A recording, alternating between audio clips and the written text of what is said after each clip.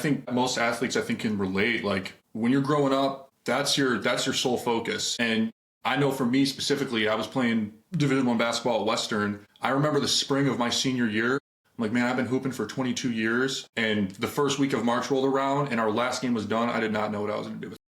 Because your whole... That's all you do. That's all you do.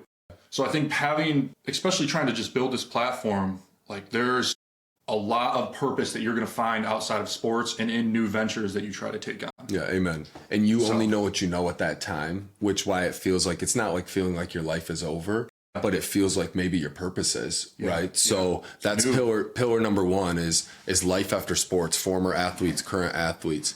Pillar number two, that's doing this with your spouse, right? Entrepreneurship, building with your spouse, and how special that is when you get to do that together. Yeah. And that's something that we've both been able to experience. Yeah. And I guess I'm really now just getting into it. So my fiance, Sarah, she just quit her W-2 2 weeks ago. So this, honestly, the timing of this podcast worked out great where, she was a software developer, W-2, making good money, constant 9 to 5. But, if there's a time to try anything, at least for us, we don't have a huge overhead. We don't have a lot of other responsibilities outside of ourselves. Right.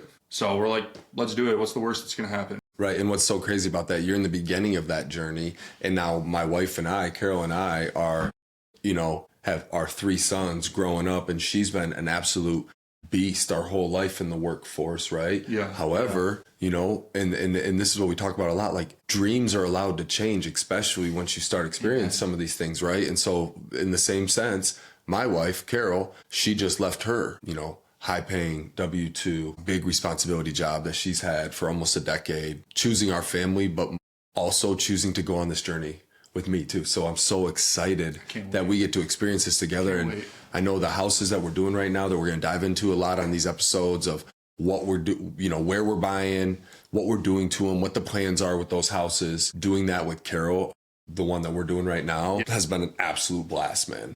Yeah, that's amazing. Okay, so pillar number 3, right? So pillar number 1 is life after sports. Pillar number 2 is going on this journey with your spouse, doing these projects and this adventures, right, with your spouse. And then pillar number 3, it really is going to focus in on building wealth through real estate. Ownership. Because for you and I, it has changed our lives. Our closest sphere of people, the people that we do life and do business with, who are also in this space, right? We talk about this.